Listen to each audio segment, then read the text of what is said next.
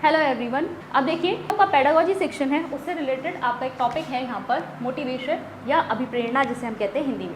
ठीक है, तो मोटिवेशन की अगर पहली बात परिभाषा को समझने की कोशिश करें तो गुड्स के अनुसार इसकी एक डेफिनेशन है कि motivation is the process of arousing, sustaining and regulating activities. तो हिंदी में भी देख लेते हैं कि किसी कार्य को आरंभ करना, जारी रखना और नियमित बनाए रखने की जो प्रक्रिया है वही आपकी क्या है, अभिप्रेरणा या मोटिवेशन कहलाती है। अगर मान लीजिए मैं किसी एग्ज़ाम को क्रैक करना चाहती हूँ, ठीक है, तो उस एग्ज़ाम को क्रैक करने के लिए अब मेरे अंदर से एक मोटिवेशन जगेगा। अगर मैं मोटिवेटेड हूँ तो मैं इस एग्ज़ाम को क्रैक करने के लिए हर वो कार्य करूँगी जो मुझे इस एग्ज़ाम को क्रैक करने में सफलता दिलाए। ठीक है, ये अभिप्रेरित व्यवहार होगा मेरा। और मोटिवेशन कहाँ से आएगा? जब मुझे मान लीजिए मैंने सेलेक्ट किया कि भाई मुझे नेट का एग्ज़ाम क्वालिफाई करना है या यूपीएससी का एग्ज़ाम, मान लीजिए हम कहते हैं कि आईएएस बनना चाहता है कोई व्यक्ति, तो उसे यूपीएससी का एग्ज़ाम क्रैक करना है, तो उसके लिए अंदर से मोटिवेशन आएगा। अब उसके लिए वो क्या करेगा, इस काम की शुरुआत करेगा, वही बुक्स परचेज करेगा, कैसे उसका सिलेबस चेक करेगा, किस तरीके से उसके लिए पढ़ाई करेगा, क्लासेस देखेगा कहाँ पे अच्छी क्लासेस मुझे मिल सकती है। अगर मान लीजिए उसकी अपनी प्रिपरेशन में कुछ कमी है, वो चाहता है कि मुझे कहीं से गाइडेंस मिल जाए, तो इस काम को पहले उसने शुरू किया और उसको जारी रख रहा है और तब तक वो ये काम करता रहेगा जब तक कि वो अपने लक्ष्य को प्राप्त नहीं कर लेता। यही आपका क्या है, मोटिवेशन। अब अगर हम मोटिवेशन के कंपोनेंट्स यानी इसके घटक देखें तो देखिए सबसे पहला जो आपका घटक है मोटिवेशन का वो क्या होता है, नीड यानी आवश्यकता। नीड या आवश्यकता क्या है? जब किसी व्यक्ति के अंदर उसे एक अभाव की स्थिति महसूस होती है। ठीक है, मान लो मेरे अंदर किसी चीज़ की कमी है, ठीक है, कोई अभाव की स्थिति जब मुझे महसूस होगी तो वो मेरी क्या कहलाएगी, नीड या आवश्यकता। अब नीड या आवश्यकता जो है वो दो तरह की हो सकती है। पहली तो है आपकी प्राइमरी नीड्स जिसे हम कहेंगे प्राथमिक आवश्यकताएं, और दूसरी है आपकी सेकेंडरी नीड जिसे हम कहेंगे गौण आवश्यकताएं। अब प्राइमरी नीड्स में बेसिकली आपकी फिजिकल नीड्स आती हैं, जो हमारी शारीरिक आवश्यकताएं होती हैं, जिनके बिना हम जी नहीं सकते। ठीक है, हमारे जीवन या लाइफ सस्टेन करना पॉसिबल नहीं होगा, जैसे भोजन, जल, आश्रय, भाई रोटी, कपड़ा, मकान, छत, हमें ये सब चाहिए, इसके बिना हम जी नहीं पाएंगे। भोजन ना करें या पानी ना पिए तो हम जो है जी नहीं सकते। अगर हमारे पास धूप, गर्मी, सर्दी इन सब से बचाने के लिए अपने पास आश्रय नहीं होगा तो भी हम जी नहीं पाएंगे। तो ये आपकी जो फिजिकल नीड्स है यही आपकी क्या होती हैं, प्राथमिक आवश्यकताएं या प्राइमरी नीड्स। फिर सेकंड की अगर हम बात करें तो सेकंड है आपका सेकेंडरी नीड्स जिसे आप हिंदी में क्या कहेंगे, गौण आवश्यकताएं। इसमें आपकी सामाजिक और आपकी जो मनोवैज्ञानिक आवश्यकताएं हैं वो आती हैं, यानी कि आपकी सोशल और साइकोलॉजिकल नीड्स, यानी ऐसी आवश्यकताएं हैं जिनके बिना इंसान जी तो सकता है लेकिन फिर भी इनकी नीड रहती है। क्यों? क्योंकि इंसान क्या है, एक सोशल बीइंग है, ठीक है, एक सामाजिक प्राणी है। भाई हमको क्या चाहिए, अपने आसपास लोग चाहिए, रिश्तेदार चाहिए, मित्र चाहिए जिनके साथ हम उठ बैठ सकें। फिर समाज में हमें अपनी गरिमा भी चाहिए, ठीक है, एक इज्जत हो हमारी, एक स्टेटस चाहिए। तो ये सारी हमारी क्या होती है, ये सामाजिक और मनोवैज्ञानिक हमारी आवश्यकताएँ होती हैं, जैसे सुरक्षा, प्रेम, उपलब्धि, ये सारी कैसी हैं, हमारी गौण आवश्यकताएँ। तो दो तरह की हमारी आवश्यकताएँ हैं। अच्छा, मोटिवेशन को यहाँ पर एग्जाम्पल से समझ लेते हैं ताकि आप और भी ज़्यादा घटकों को आसानी से समझ पाएंगे। जैसे कि नीड की अगर मैं बात करूँ, भोजन की बात कर लेते हैं। ठीक है, मुझे मान लीजिए मेरे शरीर में न्यूट्रिशन की कमी हुई, यही तो है, आपके शरीर को क्या चाहिए, खाना चाहिए, तो वो आपको बताता है, वो नीड की तरह रूप में आपके अंदर आई, एक अभाव आया कि अब आपको शरीर को क्या चाहिए, खाना चाहिए। उस खाने की जो नीड है उससे आपके अंदर क्या अराइज हुई, आपके अंदर अराइज होती है ड्राइव। ठीक है, ड्राइव हिंदी में हम क्या कहेंगे, इसे चालक, इसे कई जगह अंतर्नोद या प्रणोद भी आपको लिखा हुआ मिल जाएगा। ठीक है, ड्राइव या चालक क्या है, इसकी वजह से, ठीक है, ये नीड होने की वजह से मेरे अंदर एक तनाव की स्थिति जो उत्पन्न हुई है, ठीक है, एक एंग्जाइटी आ गई है, वो है मेरा ड्राइव या चालक। आप हमेशा कहते हैं ना, व्हाट कीप्स यू ड्राइविंग, मतलब कोई काम करने के लिए भाई तुम कैसे इस काम की तरफ लगे ही रहते हो, तो वो क्या, वो काम कौन कर रहा होता है, चालक।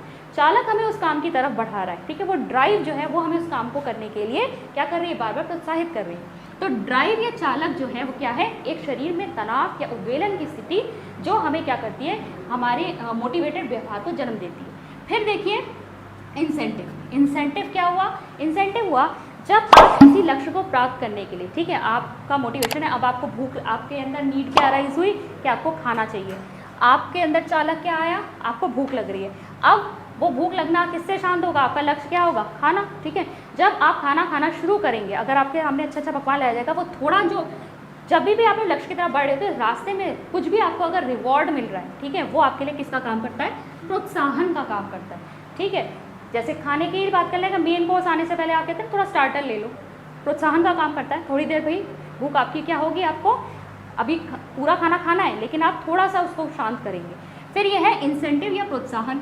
फिर लास्ट में क्या आता है आपका लक्ष्य या गोल, जिसकी तरफ हमारा ये लक्ष्य निर्देशित व्यवहार हुआ था, ठीक है, जिसको पाने के लिए हमने ये अभिप्रेरित व्यवहार किया था, वो है आपका गोल या लक्ष्य। यानी यहाँ पर हमारा गोल क्या होगा, खाना खाना। अगर हम यूपीएससी के एग्जाम की तरफ देख लें तो इंसान के अंदर नीड अराइज हुई, उसे आईएएस बनना है, ठीक है, मान लीजिए आईएएस बनकर वो एक स्टेटस पाना चाहता है, ठीक है, आपने, तो ये एक नीड अराइज हुई उसके अंदर। अब इसके लिए वो क्या करेगा, उसके अंदर एक ड्राइव, एक चालक उत्पन्न होगा, एक एंग्जाइटी, एक उद्वेलन उसके अंदर स्थिति आ जाएगी कि मुझे ये कुछ भी करके करना ही है।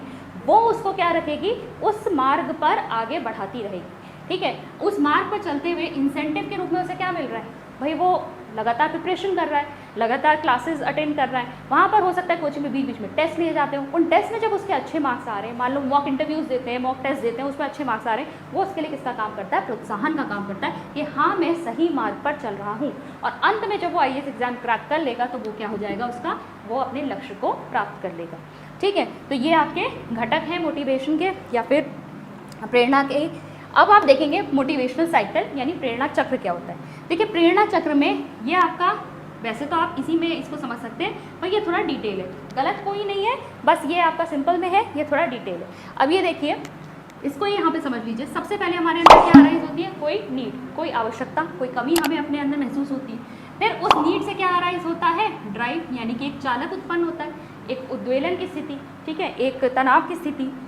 उसकी वजह से हम अपने लक्ष्य को प्राप्त करने के लिए कुछ काम करते हैं और उस काम के बीच में हमें जो भी इंसेंटिव मिल रहे हैं, जो भी रिवॉर्ड्स मिल रहे हैं, ठीक है, जो भी हमें क्या मिल रही है, प्रेरणा, प्रशंसा मिल रही है, वो हमारे लिए किसका काम करती है, इंसेंटिव का काम करती है, प्रोत्साहन का काम करती है।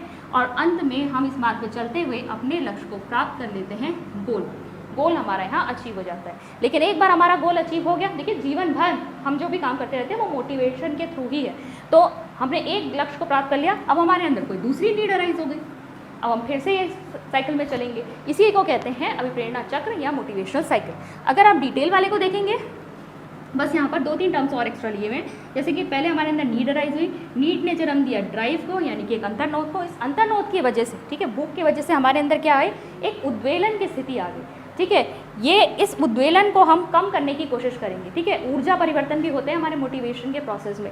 यहाँ बेसिकली हमारे अंदर जो चालक है वो क्या कर रहा है, हमारे अंदर एक उद्वेलन जो है वो क्या कहते हैं पैदा कर रहा है, जिसकी वजह से, ठीक है, अब क्या करना पड़ेगा, एक अनबैलेंस कह लीजिए आप, ठीक है, एक आप अनबैलेंस कह लीजिए। उस अनबैलेंस को हमें बैलेंस करने की, संतुष्ट करने के लिए हमें क्या करना पड़ेगा, लक्ष्य निर्दिष्ट व्यवहार करना पड़ेगा, यानी अपने लक्ष्य की तरफ बढ़ना पड़ेगा। और इस लक्ष्य निर्दिष्ट व्यवहार की तरफ पहुंचते हुए जब हम फाइनली, हमारे बीच बीच में जो अचीवमेंट्स मिलते हैं, उपलब्धियां मिलती हैं, ठीक है, यानी कि हम अपने गोल तक अगर पहुंच जाते हैं, हमें हमारा लक्ष्य मिल जाता है, तो उससे क्या होता है, ये जो उद्वेलन की स्थिति है इसमें कमी आ जाती है, ठीक है। जो हमारे अंदर एक टेंशन, जो एक उद्वेलन की स्थिति थी, तनाव की स्थिति थी, उसमें कमी आ जाती है, रिड्यूस हो जाती है। और जब हम यहाँ पर पहुँच जाएंगे फिर अगेन साइकिल तो चलता ही रहेगा, फिर हमारे अंदर कोई और नीड अराइज हो जाएगी और फिर से हम इसी साइकिल के थ्रू चलेंगे। अब हम देखेंगे कि प्रेरणा के जो प्रकार हैं वो क्या है। तो अभिप्रेरणा या फिर मोटिवेशन के जो आपके टाइप्स हैं वो 2 तरह के हैं, ठीक है, 2 हैं आपके। पहला है आपका इंट्रिंसिक यानी आंतरिक अभिप्रेरणा, दूसरा है एक्सट्रिंसिक बाह्य अभिप्रेरणा। इंट्रिंसिक को ही नेचुरल यानी प्राकृतिक भी कहते हैं, पॉजिटिव सकारात्मक भी कहते हैं। कभी कभी पेपर में पॉजिटिव या नेचुरल लिखा हुआ आता है। आपको ये ध्यान में रखना है कि मोटिवेशन के 2 ही प्रकार हैं, ये इन्हीं के नाम हैं, ठीक है। इंट्रिंसिक को ही आप नेचुरल कहेंगे, इंट्रिंसिक को ही आप पॉजिटिव कहेंगे, ठीक है। ऐसे ही एक्सट्रिंसिक को आप आर्टिफिशियल भी कहेंगे, यानी बाह्य अभिप्रेरणा ही कृत्रिम अभिप्रेरणा है या फिर नकारात्मक अभिप्रेरणा है। अब देखिए इंट्रिंसिक मोटिवेशन का मतलब क्या हुआ, जब व्यक्ति के अंदर से अभिप्रेरणा आती है, ठीक है, किसी काम को करने के लिए वो अंदर से अभिप्रेरित है, खुद से अपनी इच्छा से स्वयं से करना चाहता है, उस काम को करने में उसको सेल्फ सेटिस्फैक्शन मिल रहा है, आत्मसंतुष्टि मिल रही है, वो हुआ इंट्रिंसिक मोटिवेशन। जैसे कि मैंने पिछले वाले वीडियो में भी एग्जाम्पल दिया था, अगर कोई यूपीएससी की प्रिपरेशन करना चाहता है, उसका सपना है कि वो एक आईएएस ऑफिसर बने, तो वो क्या करेगा, लगातार पढ़ाई करता रहेगा, क्लासेस करेगा, मॉक टेस्ट देगा, ठीक है, वो अपने आप को इंडल्ज कर लेगा, पूरी तरीके से डुबा लेगा पढ़ाई में। वो एक समय सीमा बांध लेगा कि मुझे इस समय के अंदर सिर्फ और सिर्फ पढ़ाई करनी है, अपने आईएएस बनने के सपने को साकार करना है। वो क्या है, अंदर से अभिप्रेरित है, ठीक है, उसे आत्मसंतुष्टि मिल रही है। वो आत्मसंतुष्टि हम कैसे कह रहे हैं, भाई आज आज का डे है, उसने उस डे के लिए टारगेट बनाया कि आज मैं इतना सिलेबस कवर कर लूँगा। जब वो उतना सिलेबस रात को कवर कर लेता है, रात तक पूरे दिन में, तो उसको क्या मिलती है, आत्मसंतुष्टि मिलती है। हर चरण पे उसको आत्मसंतुष्टि मिल रही है। तो ये क्या है, इंट्रिंसिक मोटिवेशन है, आंतरिक अभिप्रेरणा। एक्सट्रिंसिक या आर्टिफिशियल या नेगेटिव अभिप्रेरणा हम किसे कहेंगे, जब आपको बाहर से कोई चीज़ उपलब्ध कराई जाए कि भाई तुम क्या कहते हैं, कुछ IAS ऑफिसर बन के दिखाओ तो हम तुमको ये देंगे। वैसे तो IAS ऑफिसर अगर बन गया तो फिर वो तो सभी चीज़ें अपने आप ले सकता है। अगर हम चलिए एक स्टूडेंट का एग्जाम्पल ले लेते हैं, ठीक है, एक स्टूडेंट है, अगर वो क्लास में खुद से फर्स्ट आना चाहता है, खुद से अंदर से उसके अंदर है कि भाई मुझे क्लास में फर्स्ट आके दिखाना है और पढ़ाई में लगा रहता है हर समय, तो वो तो हुआ इंट्रिंसिक मोटिवेशन। अगर मान लीजिए इसी बच्चे को उसके पेरेंट्स कह रहे हैं कि अगर तुम क्लास में फर्स्ट आए हम तुमको साइकिल दिलाएंगे, ठीक है, तो बाहर से उसको क्या दिया जा रहा है, कोई रिवॉर्ड ऑफर किया जा रहा है कि अगर तुम फर्स्ट आए तो हम तुमको ये चीज़ देंगे, या उसके पसंद की कोई भी चीज़, कोई वीडियो गेम दिलाएंगे या कुछ भी, ठीक है, एक हॉलीडे पे लेके जाएंगे। तो ये क्या हुआ, एक्सट्रिंसिक मोटिवेशन हुआ। यहाँ पर बाहर से आप बच्चे को मोटिवेट करने की कोशिश कर रहे हैं कि अगर तुम करके दिखाओगे तो ये काम, तो तुमको ये मिलेगा। एक्सट्रिंसिक मोटिवेशन की प्रॉब्लम ये है कि आपको बार बार इसे देना पड़ेगा एक व्यक्ति को मोटिवेटेड रखने के लिए, और ये हर बार पॉसिबल नहीं होता है। जैसे कि क्लासरूम में अगर हम टीचर की भी बात करें, अगर कुछ बच्चे हैं जिन्होंने बहुत अच्छे मार्क्स लाए, उनको वो एक बार टॉफ़ी दे दी, अब हर बार जो है ये कर पाना मुश्किल है, ठीक है। हर बार हर टेस्ट में, हर क्लास टेस्ट में बच्चों को, जो बच्चे अच्छा कर रहे हैं, आप उनके लिए हमेशा कुछ ना कुछ गिफ्ट ले आएँ, ये पॉसिबल नहीं है। क्योंकि बच्चे फिर क्या कर रहे हैं, फिर उस गिफ्ट के लालच में ही क्या कहते हैं वो पढ़ाई कर रहे हैं, वो अंदर से मोटिवेटेड नहीं है। आपने वो चीज़ हटा दी, जैसे ही आप उस गिफ्ट को रिमूव कर देंगे वो बच्चे मोटिवेट नहीं होंगे, क्योंकि वो सिर्फ उसके लालच में काम कर रहे थे। तो एक्सट्रिंसिक मोटिवेशन क्या होता है, जब बाहर से आप कोई रिवॉर्ड आप दे रहे हैं, ठीक है, तो वो क्या हो गया, एक्सट्रिंसिक मोटिवेशन। अब देखिए कैरेक्टरिस्टिक्स क्या होती है मोटिवेशन की, यानी अभिप्रेरणा की विशेषताएं क्या होती है। सबसे पहला है ये लक्ष्य निर्देशित होता है, यानी कि गोल डायरेक्टेड है। हमारे पास कोई ना कोई लक्ष्य होता है जिस तक पहुंचने के लिए हम अभिप्रेरित व्यवहार करते हैं। जैसे ही मैंने एग्जांपल लिया, स्टूडेंट का क्लास में फर्स्ट आना, उसके लिए लक्ष्य है, या UPSC का एस्पिरेंट है जो IAS ऑफिसर बनना चाहता है, IAS ऑफिसर बनना उसका लक्ष्य है, ठीक है। हम सिर्फ पढ़ाई के केस में देखेंगे, अगर आप स्पोर्ट्स पे ले लें या किसी भी चीज़ में, एक सिंपल रेस हो रही है, ठीक है, एक ही उसी टाइम की बात कर लीजिए, एक रेस हो रही है, 10 स्टूडेंट्स खड़े हैं, उसमें से एक स्टूडेंट जो है उसका फर्स्ट आना उसके लिए जो है बहुत इंपॉर्टेंट है, तो फर्स्ट आना उसके लिए गोल हो गया। अब इसकी वजह से क्या करेगा, वो क्या बहुत तेज़ दौड़ेगा, ठीक है। तो ये जो है मोटिवेशन क्या होता है, हमेशा लक्ष्य निर्देशित होता है, किसी ना किसी गोल की तरफ आप अपना काम करते हैं। फिर है इसमें ऊर्जा परिवर्तन शामिल है, ठीक है। ऊर्जा परिवर्तन कैसे शामिल है, हमने आपका जो मोटिवेशन साइकिल पढ़ा था, ठीक है। मोटिवेशन साइकिल में हमने क्या कहा था, सबसे पहले क्या होता है, आपके अंदर कोई अभाव की स्थिति उत्पन्न होती है, कोई नीड अराइज होती है, ठीक है, कोई कमी आपको महसूस होती है, जिसकी वजह से चालक का जन्म होता है, यानी ड्राइव, ठीक है। आपके अंदर एक ड्राइव आ जाती है। जैसे कि अगर आपके अंदर न्यूट्रिशन की कमी है, फिलहाल आपको क्या करिए, आपके जो बॉडी है वो फूड मांग रही है, तो आपकी वो नीड किस तरीके से आपकी ड्राइव को जन्म देगी, भूख लगेगी आपको, ठीक है। तो भूख क्या हो गया, वो ड्राइव हो गई, वो चालक हो गया, ठीक है। और आप क्या करेंगे, अभिप्रेरित व्यवहार करेंगे। व्यवहार क्या होगा कि आप खाने तक जाएंगे, आपको खाना खाना है, जिससे आपको संतुष्टि मिलेगी। तो जब ड्राइव उत्पन्न हो रही थी तो आपके अंदर एनर्जी चेंजेस हुए, असंतुष्टि की भावना, एक तनाव, एक एंग्जाइटी, ठीक है, उद्वेलन की स्थिति, जिसकी वजह से आप उस काम को करेंगे, ठीक है। और जब आपको वो जो चीज़ है वो मिल जाएगी, जो कोई आपने लक्ष्य सोच रखा था वो आप प्राप्त कर लेंगे, या यहाँ भूख के केस में हमने अगर खाना मिल जाएगा तो आपको क्या मिलेगी, संतुष्टि मिलेगी, आप शांत हो जाएंगे, बैलेंस्ड हो जाएंगे। तो यहाँ पर क्या है, हम पूरे प्रोसेस में देख रहे हैं कि यहाँ ऊर्जा का परिवर्तन हो रहा है। फिर देखिए अभिप्रेरित व्यवहार निरंतर होता है, कंटिन्यूस होता है, जब तक कि हम अपने लक्ष्य को प्राप्त नहीं कर लेते। और जब लक्ष्य एक बार प्राप्त कर लिया तो उसके बाद फिर कोई नया नीड अराइज हो जाती है। तो अभिप्रेरित व्यवहार कंटिन्यूसली चलता रहता है, निरंतर होता रहता है। अभिप्रेरित व्यवहार चयनित प्रतिक्रिया को प्रेरित करता है। चयनित प्रतिक्रिया का मतलब क्या हुआ, आप सिर्फ उन्हीं एक्टिविटीज़ को करेंगे अगर आप अभिप्रेरित हैं जो आपको अपने लक्ष्य तक पहुंचा रही है। अगर कोई ऐसी एक्टिविटी है जो आपको अपने लक्ष्य से भटका रही है तो वो चीज़ आप नहीं करेंगे। तो अभिप्रेरित अगर कोई है तो वो क्या करेगा, अपने लक्ष्य तक पहुंचने वाली चीज़ों को ही करेगा। तो चयनित प्रतिक्रियाओं को प्रेरित करती है का मतलब यही है। जैसे कि अगर हम UPSC एस्पिरेंट का एग्जाम्पल ले रहे हैं तो वो क्या करेगा, सिर्फ और सिर्फ स्टडीज़ में अपने आप को इंडल्ज करेगा। ऐसी कोई भी चीज़ जो उसे डिस्ट्रैक्ट करती है, अपने लक्ष्य से दूर हटा रही है, जिसकी वजह से उसका सिलेबस कंप्लीट ना हो पाए टाइम पर, जो उसने पहले से ही छोटे छोटे टारगेट्स बना रखे हैं उनको वो अचीव ना कर पाए, ऐसी चीज़ों से वो दूर रहेगा। ठीक है। अभिप्रेरणा आंतरिक या बाहरी हो सकती है। अब ये हमने यहाँ पर देख लिया, आपकी आंतरिक इंट्रिंसिक भी हो सकती है, एक्सट्रिंसिक भी हो सकती है, और सकारात्मक या नकारात्मक भी हो सकती है। ठीक है। अब नेक्स्ट हम देखेंगे कि मोटिवेशन का जो सबसे इम्पॉर्टेंट पार्ट यही है कि हमें क्लास में बच्चों को मोटिवेटेड रखना है। बच्चे पढ़ने के लिए तभी रेडी होंगे जब आपके उनके अंदर से अभिप्रेरणा जागृत होगी, किसी चीज़ को इंटरेस्ट से पढ़ना चाहेंगे। तो इसके लिए हमें बच्चे को क्या करना होता है, मोटिवेट करना होता है। तो टेक्निक्स क्या है क्लासरूम में बच्चों को मोटिवेट करने की। तो सबसे पहला है बाल केंद्रित दृष्टिकोण, ठीक है, चाइल्ड सेंटर्ड एटीट्यूड होना चाहिए। और आज की जो एजुकेशन है वो चाइल्ड सेंटर्ड ही है, ठीक है, बाल केंद्रित है। हमारा जो भी टीचिंग मेथड्स होते हैं, जो भी पाठ्यक्रम होता है, जो सिलेबस है, ठीक है, जो भी हम करिकुलर एक्टिविटीज़ कराते हैं या क्लासरूम का जो इन्वायरमेंट है, जो भी चीज़ें हम अपने एजुकेशन सिस्टम में देख रहे हैं वो सब क्या होती है, चाइल्ड सेंटर्ड होती है, यानी बाल केंद्रित होती है। तो बाल केंद्रित यानी बच्चे को सेंटर में रख के, केंद्र में रखकर आपको उसके चारों तरफ जो है आपको एक्टिविटीज़ डिज़ाइन करनी है कि बच्चा किस तरीके से लाभान्वित हो सके। आपको उसका हॉलिस्टिक डेवलपमेंट, ओवरऑल डेवलपमेंट करना है। फिर है सेकेंड, नवीन ज्ञान को पूर्व ज्ञान से संबंधित करना। ये तो हम हमेशा देखते हैं टीचिंग में, आपको हमेशा क्या करना है, ये नहीं कि आप बच्चे आए और आप कुछ भी उनको नया कुछ सिखाने लग गए। आप पहले ये जानने की कोशिश कीजिए कि बच्चा पहले से कितना जानता है, पूर्व ज्ञान उसको कितना है, उसी को आधार बनाकर आपको नई जो है ज्ञान उसको प्रोवाइड करानी है, यानी नई नॉलेज आपको उसे देनी है। तो आपको उसे जो पहले से बच्चा जानता है उससे संबंध करके आपको उसको जोड़कर बच्चे को सिखाना है। फिर है प्रभावशाली तथा सहायक साधनों का उपयोग। बेसिकली आपके टीचिंग लर्निंग मटेरियल जो होते हैं, श्रव्य सामग्री, उनका उपयोग आपको अच्छी तरह से करना है जिससे बच्चों का इंटरेस्ट जगे। हम AV8 का यूज़ ही इसलिए करते हैं ताकि ज़्यादा से ज़्यादा बच्चे जो हैं वो उसमें इंटरेस्ट लें, मोटिवेट हों पढ़ने के लिए। फिर देखिए उद्देश्य व लक्ष्य का निश्चित होना।